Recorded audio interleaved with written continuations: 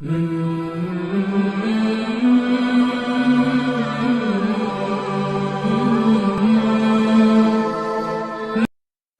mari kita baca surah Al-Fatihah. Semoga Allah memberkahi guru-guru kita, kawan-kawan sahabat, saudara-saudara kita, keluarga dan semua yang terlibat dalam kajian-kajian Quran yang kita bacakan surah Al-Fatihah. A'udzubillahi bismillahirrahmanirrahim. Ya na'budu wa iyyaka nasta'in shiratal mustaqim shiratal ladzina an'amta 'alaihim ghairil maghdubi 'alaihim waladdallin. Amin. Wa thaminuha as-sabr, ya. Dan yang ke-8 kita membahas mengenai as-sabar. Sabar dalam kajian-kajian tasawuf yang umum kita sering mengartikan bertahan ketika diuji, tabah ketika mendapatkan cobaan. Namun dalam thariqat mahabbah atau thariqat ma'rifah, thariqat yang tertinggi, sabar itu lebih daripada itu, ya. Sabar itu bukan terhadap ujian-ujian dari luar, tapi sabar itu ujian terhadap diri kita sendiri, di dalam diri kita sendiri. Perhatikan ini teman-teman semua. Wahwa, jadi sabar itu, apa itu sabar? Al-khuruj, keluar, an huzuzin nafs, dari memberikan porsi besar atau daripada membangun hidup dengan perspektif keakuan, keegoan, nafs, jiwa, dengan cara apa? Bil mujahadah wal mukabadah, dengan latihan keras, dengan melawannya dengan kerasnya. Mujahadah, mukabadah itu bazulul juhdi wal kabad, ya, mengerahkan usaha untuk menghilangkan sisi nafsiyah.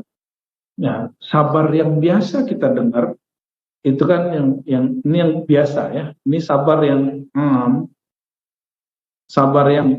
yang awam itu hanya dari ujian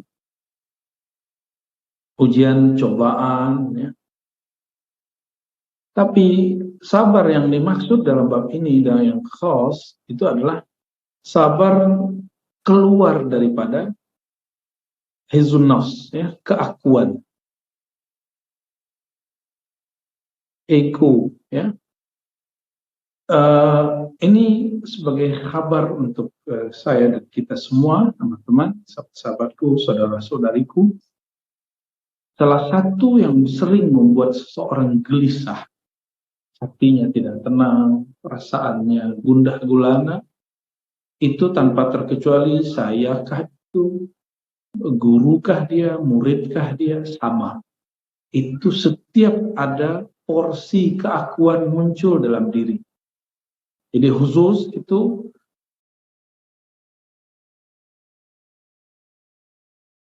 berikan porsi terhadap aku. Masa aku tidak dianggap, gitu.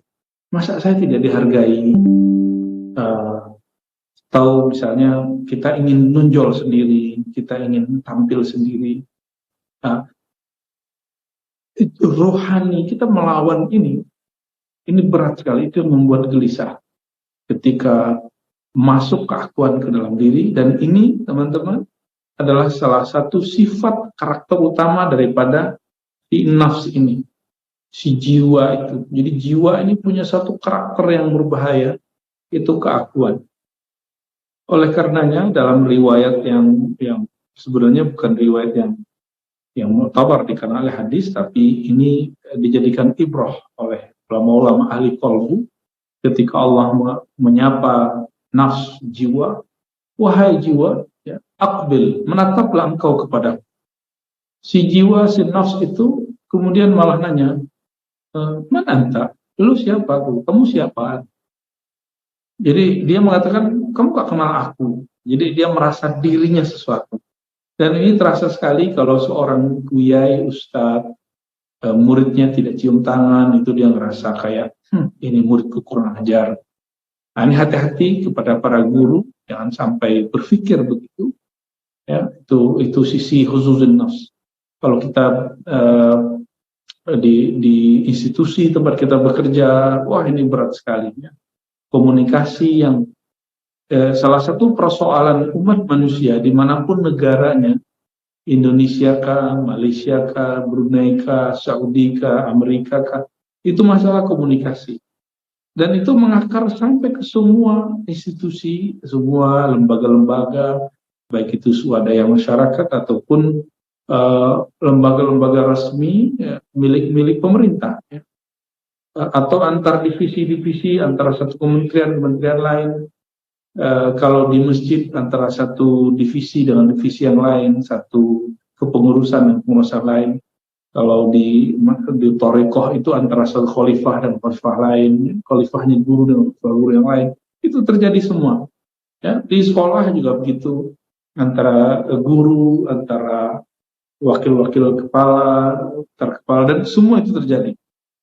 Akhirnya semua merasa saya tidak dihargai, saya seperti tersinggung. Gitu. Maka teman-teman, huzuzun nafs ini sumber daripada kegelisahan, sumber dari orang bertengkar, karena dia haus pujian, haus dihargai, haus posisi. Dia tidak perlu nonjol secara secara jabatan, tapi dia hanya ingin dihargai. Nah, perasaan-perasaan inilah yang kemudian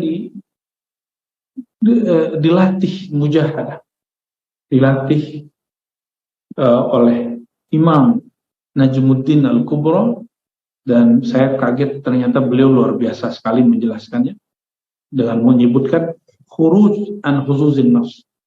Ini definisi yang sangat berat sekali, termasuk bagi saya sendiri, memahami sabar ternyata di luar yang kita ekspektasikan sebelumnya. Sabar yang menurut kita memandang bahwa ujian dari Allah itu biasa. Kalau buka kitab Ihya misalnya, atau sampai ke Hatta Hikam Yunus Ta'ala, itu kalimat jika engkau misalnya di dalam Hikam ingin merasakan ringannya ujian, bala, maka kenalilah siapa yang mengujimu. Nah, baru muncul keikhlasan, kesabaran. Tapi ternyata kesabaran yang dimaksud di sini luar biasa sekali. Kesabaran di atas rata-rata. Belakangan, teman-teman, ini sesuatu yang berbeda lagi. Sabar bagi penuntut ilmu. Dia mengikuti petunjuk gurunya. Tidak muncul sampai dapat isyarat yang jelas dari gurunya. Itu seorang murid. Ya. Saya mesti ingat ketika dulu belajar kitab, ya. Ada kawan kita aktif dalam audisi ustadz, audisi dai. Lalu kiai, syekhul hadis kita, guru hadis kita kemudian mengatakan, kamu pilih mustad atau jadi ustadz kita. Mau cari viral, mau jadi orang terkenal, atau mau menjadi orang alim. Akhirnya teman-teman itu terpecah dua. Ada yang melanjutkan karena mereka menang terus, mereka juara terus. Ada yang kemudian memilih mengikuti petuah kiai. Akhirnya mereka meninggalkan mencari ajang-ajang kejuaraan untuk hal-hal yang belum pantas mereka dapat di masa mencari ilmu. Itu beda-beda thariqah ya, mungkin di pesantren tertentu, di pondok tertentu disuruh muridnya ikut audisi, ikut tampil gitu. Tapi di kiai kami dulu tidak. Ya, ada teman saya aktif sekali di organisasi dan ingin nonjol gitu. Lalu ditegur, kamu pilih menjadi orang alim atau menjadi aktivis. Oh, ada yang mundur sebagian, ada yang tetap bersama beliau ya. Saya memilih untuk tetap bersama beliau, dan alhamdulillah kami Allah berkahi dengan dapat belajar hadis, belajar kitab-kitab yang luar biasa lah, yang di zaman ini mungkin tidak semua orang mau mengkaji dengan beliau waktu itu. Jadi ternyata as-sabru ala talabil ilmi, jadi sabar untuk menahan untuk tidak mencari popularitas, tidak populer sebelum saatnya, tidak tampil sebelum masanya. Saya ingat dulu ada murid Syekh Yasin, Syekh Zakaria Al-Halabi, beliau dulu memberikan petuah mengenai hal ini. Kata beliau, kamu lihatlah pisang apabila dia dipanen sebelum saatnya, bentuknya mungkin indah hijau, tapi rasanya tidak enak. Buah apapun yang dipetik sebelum masanya, sebelum matangnya, dia tidak akan terasa enak. Dia mesti diolah lagi, tapi itu tidak akan menjadi makanan yang favorit. Tapi apabila si buah tadi, pisangkah dia, alpukatkah dia, jika dia dipetik setelah dia matang, maka rasanya manis, rasanya enak. Orang-orang akan mencari, bukan dia yang mencari. Ya, Allah akan viralkan dia, bukan dia yang mencari viral. Kira-kira seperti itu. Allah bukan dia yang mencari masyhur, Allah yang masyhurkan dia. Orang mencari dia, ya. Harganya akan mulai berbeda. Nilainya ketika dia masih muda, beda dengan nilainya ketika dia sudah matang atau tua. Jadi untuk seorang pelajar, santri, itu juga harus memahami hal ini. Maka orang-orang yang belum matang dalam keilmuan, saya rasa sabar-sabarlah untuk buat podcast pribadi, ya. Buat tahan diri dulu. Karena nilai kita ada pada setiap kata-kata yang kita lafazkan, ya. Kita khawatir, siapa tahu kata-kata itu belum pantas kita kalamkan, ya. Dan kita mengalamkan. Teman-teman, apabila ada orang yang belum kaya lalu cerita tentang cara mengenai kaya, itu ditertawakan orang. Apabila ada orang yang bercerita tentang kiat-kiat sukses tapi dia belum menjadi pengusaha sukses, itu tidak menarik. Tapi apabila ada orang mungkin bicaranya tidak menarik, sekolahnya tidak tinggi, tapi dia sukses, kata-kata dia mengenai kesuksesan akan dijadikan sebagai kaidah oleh banyak orang. Dan itu sudah banyak hari ini.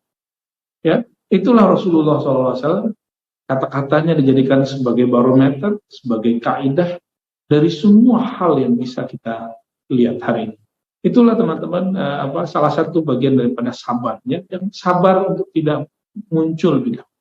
Ya, Imam Sya'rani pernah berpesan, bersabarlah kamu, tahan dirilah kamu untuk tidak tasaddur, ya, tidak muncul sebelum saatnya. Kenapa? Karena murid itu ingin jadi mursyid. Murid ini ingin, kata beliau, jadi mursyid, memberi baiat, memimpin talqin, memimpin majelis zikir. Ini betul-betul ada sisi nonjol, tasaddur, ya, viral gitu, atau masyhur di hadapan orang. Ini banyak orang tidak sabar di situ. Nah, Imam Sya'rani dalam Al-Anwar Al-Qudsiyah, Lataiful Minan itu mengingatkan berkali-kali bahwa keinginan untuk hal ini, di situ juga ada syaitan. Itu ada huzuzun nafs. Itu ada keakuan, keegoan di situ. Itu sebabnya para mursyid itu juga diuji. Tapi tentu yang mengujinya bukan murid, ya. Mengujinya tentu Allah yang mengujinya, bisa jadi melalui guru, melalui murid itu sendiri, tapi bukan berarti murid mentarbiah guru, itu nggak benar, ya. Kalau ada murid mentarbiah guru, dia aja yang jadi guru. Ya, kalau ada murid menasihati guru, mending dia jadi mursyid, gitu. Kita ini kadang-kadang sering kebalik meletakkan sesuatu. Sabar. Nabi Musa alaihi salatu wassalam diperintahkan, dibuat baiat antara beliau dan Nabi Allah Khidir agar dia tahan untuk tidak ingkar sampai persoalan itu selesai. Sampai Nabi Khidir menjelaskan sendiri. Sekelas Nabi Musa, coba saudara-saudariku yang bukan Allah, tidak sabar untuk mengomentari hal-hal yang tidak boleh dikomentarinya sampai selesai, sampai Nabi Allah Khidir sendiri yang menjelaskan. Apalagi kita, ya. Jadi jangan heran kalau kajian-kajian kerohanian yang dinisbatkan ke Sayyidina Al-Khidir alaihissalam, Bali bin Mulkat, itu akan menjadi objek yang diingkari. Karena mengikuti Nabi Musa ini ahli hukum, Kalau sekarang disebut ahli kitab yang khusus bagian fikih, ada juga ahli kitab khusus akidah, sama itu hukum akidah, itu pasti akan ingkar. Bahkan orang-orang yang menjadikan tasawuf sebagai teori, bukan tasawuf sebagai dzauq, alam rasa, mereka akan menjadikan ini sebagai persoalan untuk perdebatan. Ya, akhirnya terjadilah apa yang terjadi, banyaknya wali-wali Allah yang dihina, kekasih-kekasih Allah yang kemudian direndahkan jadi bahan tertawaan orang-orang yang disebut oleh Imam Arabi Ahlul Zahir. Lalu kata beliau, kama huwa bil maut, ya, sebagaimana jiwa itu diuji dengan kematian. Nah, mati itu teman-teman terlepasnya ruh dengan badan, terlepasnya nyawa dengan badan, meregangnya nyawa dari badan. Maka untuk melatih supaya kita dapat kesabaran ma'rifat, kesabaran mahabbah, ya, itu caranya di saat lagi cinta-cintanya dengan objek itu kita tinggal, supaya kita tidak mencintainya dengan huzuzun nafs, ya, dengan keakuan itu, keegoan itu. Lagi senang-senangnya kajian, ngajar, ya. Tiba-tiba gurunya mengatakan kamu nggak boleh ngajar dulu beberapa saat. Oh, itu berat sekali. Ketika sedang lagi senang-senangnya beraktivitas untuk mengurusin sesuatu bab khidmat misalnya, tiba-tiba guru mengatakan kamu alih khidmat. Oh, itu luar biasa berat. Beberapa murid gagal di situ. Imam Sya'rani di saat sedang asik-asik nulis kitab, tiba-tiba kitabnya disuruh bakar. Karena dulu beliau menjadikan kitab itu salah satu hijab terbesar dalam dirinya, dan dia merasa dirinya sesuatu. Nah, itulah metode-metode mahabbah dan merupakan ajaran Nabi Muhammad SAW, dan pola-pola yang juga disebut pola-pola Muhammadi atau pola-pola Khidri. Wa thabat ala fitamiha an ma'lufiha wa mahbubatiha. Lalu terus menerus sabat, ya, tetap ala fitamiha, memisahkannya dari yang disenanginya jiwa. Teman-teman, jam 3 malam itu senangnya ngapain? Tidur. Jam 2 itu tidur. Dilawan coba nggak tidur. Nah, itu namanya, lalu kita sholat, zikir, atau tafakkur, tadabbur Quran, lakukan itu namanya sahabat ini boleh saya artikan disiplin, ya. Jadi kenapa orang-orang tidak berhasil mendidik jiwanya? Karena dia tidak disiplin. Hanya sekali seminggu, sekali sebulan, ya. Wajar kemudian dia tidak disiplin. Dia hanya sukses dunia dia siapkan berangkat dari ba'da subuh, siap-siap mau berangkat sebelum jam 8 harus sampai, atau sebelum jam 9 harus sampai di kantor. Tapi kapan orang sedisiplin itu untuk mendidik dirinya? Bahwa saya tidak boleh kemudian cenderung dengan keegoan, kedirian ini terhadap kesenangan-kesenangan itu, ya. Wa mahbubatiha, yang dia sukai, litazkatiha, ya, untuk membersihkan jiwa, wa khumudi syahwatiha, dan memadamkan atau mengendalikan keinginan-keinginannya. Syahwat itu berarti keinginan. Ini yang disebut syahwat tersembunyi. Jadi sabar dalam ilmu ma'rifat itu latihan untuk memisahkan ego diri kita, jiwa kita, dari syahwat-syahwat yang tersembunyi. Apa syahwat yang tersembunyi? Syahwat khafiyah, ya. Ingin terlihat seperti seorang wali, ingin terlihat seperti seorang yang arif billah, ingin terlihat seperti seorang mursyid, ingin terlihat seperti orang yang sudah dapat ijazah, gitu. Ingin terlihat seperti orang yang sudah hebat mentalkin, orang ingin terlihat kalau sudah bisa baca kitab. Ini hati-hati, ya. Kalau sudah belajar talqin, ingin terlihat di torikot yang lain, ikhwan-ikhwan torikot lain, aku lo sudah bertorikot, aku lo sudah talqin. Nah, dan ini yang tidak berhasil kebanyakan salik-salik torikot, ya. Jadi bertorikoh wajar. Jadi ada seorang ilmuwan itu nanya kepada saya, Buya, kenapa orang bertarekat itu suka ribut, suka tegar, suka iri-iri, suka meninggi-meninggi? Saya senyum lalu saya jawab, wajar. Kan mereka baru bertarekat, baru latihan melawan egonya. Antara majelis ini dengan majelis ini, zawiyah ini dengan zawiyah ini, tarekat ini. Bahkan sesama tarekat itu saling meninggi, saling menjelek-jelekan, saling merendahkan. Ya, kita jawabnya sederhana, wajar. Mereka belum sampai kepada ujung bertarekat, yaitu bertasawuf, yaitu tentang bab sabar ini. Ya. Nah, jadi tazkiyat, jadi litazkiyat ya, apa tujuan dari kedisiplinan itu? Ya, kita lagi senang lalu kita lawan. Itu sebabnya saya berpandangan bahwa bertarekat itu salah satu metode tarekat sufi. Tapi ada tarekat cepat itu namanya tarekat orang-orang malamatiyah. Itu mereka menghinakan dirinya di depan makhluk, lalu ketika dihina tidak tersinggung, ketika dihina tidak makan hati. Bayangkan, kenapa orang-orang malamatiyah itu dari masa ke masa Allah pandang, sedangkan kita yang banyak wirid kok tidak dipandang Allah? Karena kita merasa kita ini banyak wirid.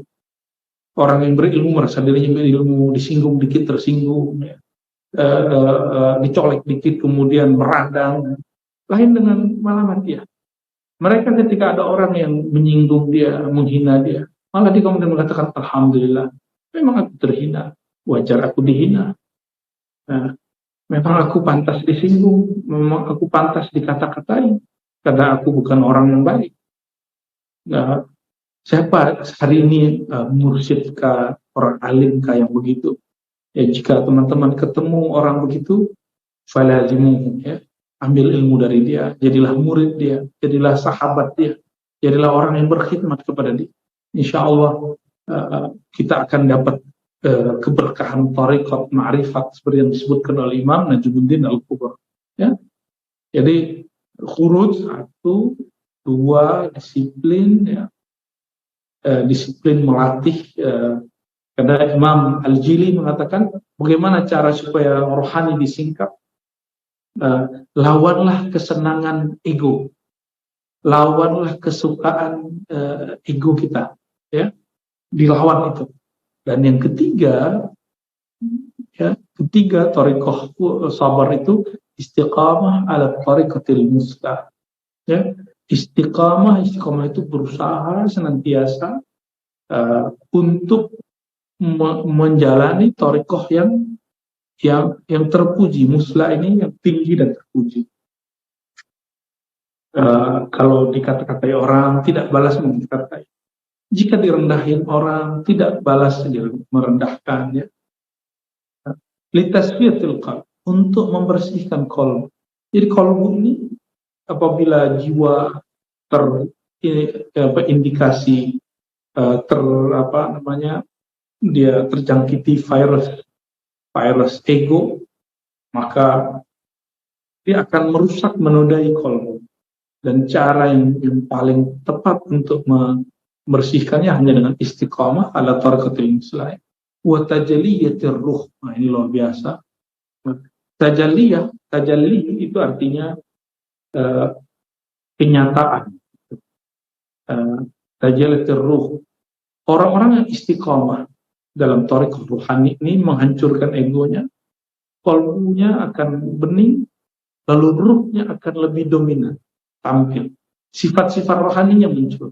Nah, jadi teman-teman, kalau ada orang sabar dalam bab ini, ya, lawan sabar di sini apa? Lawannya, ya, versusnya apa? Mengeluh, keluh kesah. Ya, ini satu, keluh kesah. Apalagi di sini tidak tahan, tidak merasa diri kita mulia. Maka ya, ketika kita dihina, nomor 2, sabar untuk tidak membalas hinaan, tidak membalas.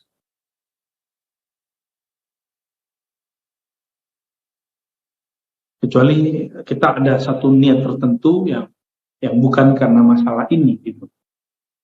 Makanya di Quran ada ungkapan idfa billati hiya ahsan, tanggapilah dengan cara yang ahsan. Ahsan ini kan sesuatu yang ideal dan tentu per masa berlainan ya. Lalu dibacakanlah surat Sajadah ayat 24, waja'alna, dan kami jadikan di antara mereka a'immatan yahduna bi amrina lamma sabar, para pemimpin-pemimpin, imam-imam yang mereka berpetunjuk ya, bi amrina. Bi amrina itu diartikan di sini dengan ruh, dengan arahan ruh, tembusan Allah Subhanahu wa ta'ala, karena ruh itu disebut amri rabbi ya. Jadi bukan lagi dengan syahwat, bukan lagi dengan keinginan syahwat yang tersembunyi, tapi dengan kemurnian ya. Lama sabaru, tatkala mereka sabar, wa kanu bi ayatina yuqinun ya. Nah, jadi jalan pintas untuk menjadi a'immatan ya, pemimpin yang mereka yahduna, mereka berpetunjuk. Yahduna ini kemudian menjadi akar daripada nama Al-Mahdi, Al-Mahdiyin ya. Kalau di hadis dikatakan alaikum bi khulafa'ir rasyidin al-mahdiyin, hendaklah kalian ikuti pola-pola, sikap-sikap daripada para khalifah yang lurus, cerdas, yang mahdiyin, yang diberi petunjuk ya. Nah, inilah mereka. Kenapa? Karena ruhaninya yang bekerja, rohaninya yang menjadi sumber. Inilah manhaj pejuang akhir zaman yang disebut khilafah ala minhajin nubuwah, ala minhajin nubuwah. Nubuwah itu keruhanian, kekhalifahan ala berdasarkan manhaj kenabian. Kenabian di situ yaitu kerohanian ya. Inilah manhaj imam akhir zaman yang ditunggu oleh semua kelompok ahli sunnah, bahkan juga kelompok di luar kita, ada kelompok Syiah.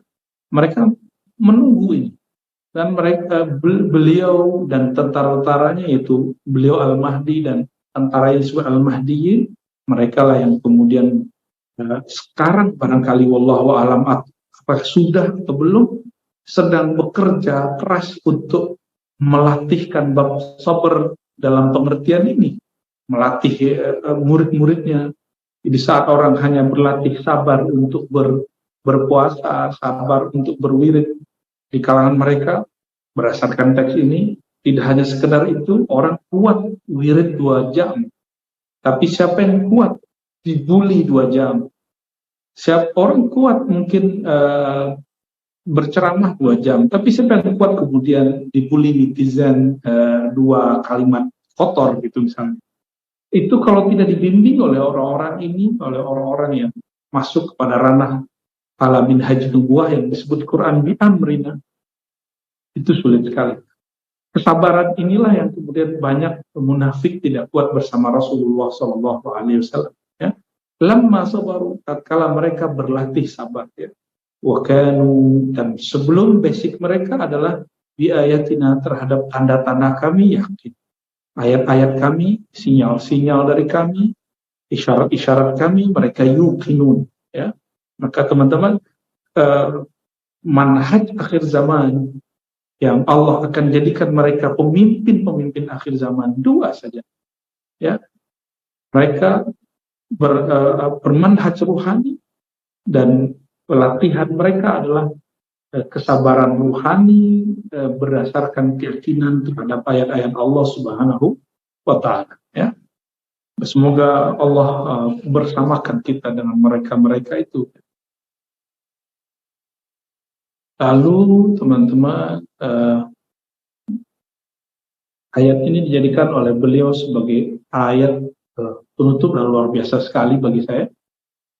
Pendek sekali, hanya 1 paragraf beliau bercerita tentang as-sabr, dan di luar pemahaman gambaran saya sebelumnya, saya sudah lupa ya. karena belum merojaah sebelumnya baca kitab ini. Kita tadinya berpikir kalau bab sabar berarti sabar melawan apa, ketika diuji, ketika mendapatkan cobaan, ketika dapat bencana, ketika sakit, ketika ditinggal wafat, meninggal oleh orang terkasih, dan bla bla bla semua. Ternyata sabar yang beliau maksud ini sabar yang puncaknya adalah tajaliyatul tasfiyatul qalb, ya, dan tajaliyatul ruh. Ini kalau saya coba buat kesimpulan sederhananya, teman-teman. Jadi sabar dalam kategori rohani,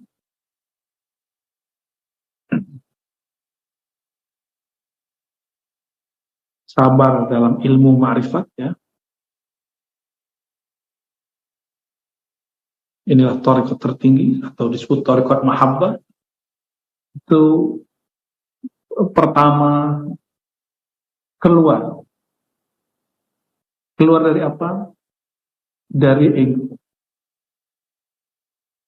Ya, barangkali teman-teman Gibran mengalami hal yang sama, ya. Pasti ketemu hal-hal ini. Dan yang kedua, disiplin. Disiplin mendidik si jiwa. Disiplin terhadap jiwa. Maka perlu keseriusan. Nah, disinilah perlu mursyid, ya. Perlu mursyid yang kemudian membimbing kita, mendisiplinkan. Bayangkan kita ini kalau baris berbaris mesti ada yang melatih. Nabi SAW mengatakan al-arwah junudun mujannadah. Ini hadis masyhur, hadis Imam Muslim. Junudun mujannadah, ya. Junudun mujannadah.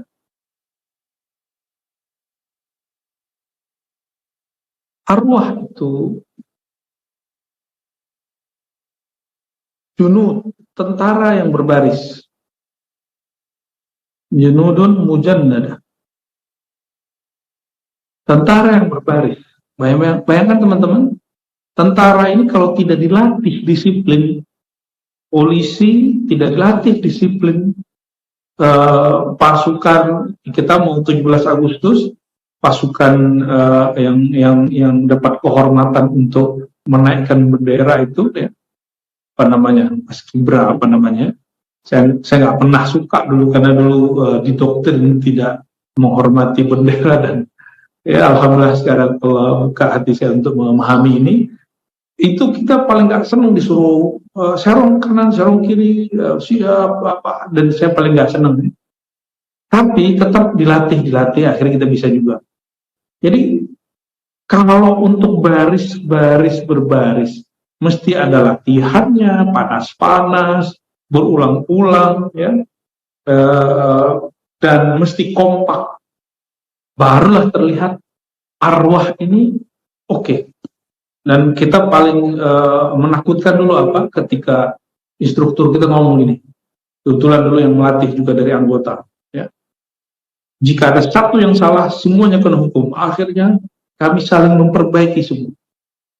Nah, disitulah suatu gerakan akan diuji, suatu thariqah akan diuji, suatu organisasi, satu instansi akan diuji.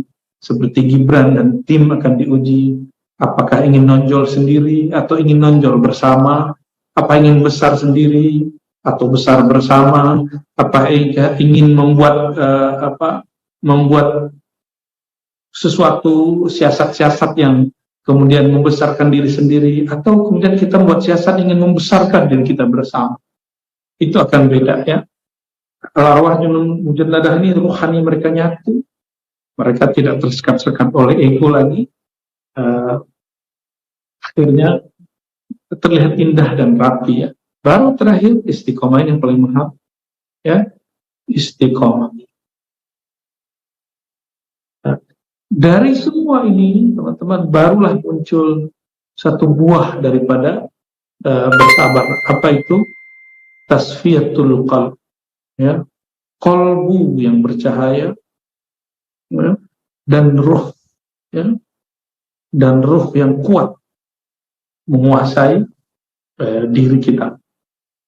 Barangkali inilah satu kajian pembahasan daripada kitab Risalah Turuq ila Allah yang diwariskan oleh Al-Imam Al-Qutub Najmuddin Al-Kubra, yang dia juga mengatakan aku samanin Nabi SAW, aku beri nama Rasulullah SAW, Abu Jundab, ya, dan sebagainya. Wallahu a'lam bishawab. Saya kembalikan kepada host kita. Ya.